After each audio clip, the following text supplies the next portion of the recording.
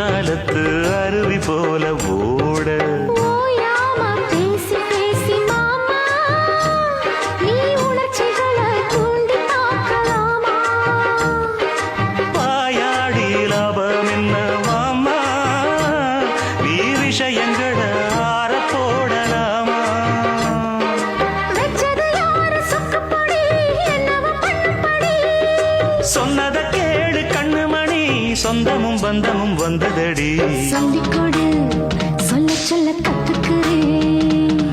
விட்டுக்கொடு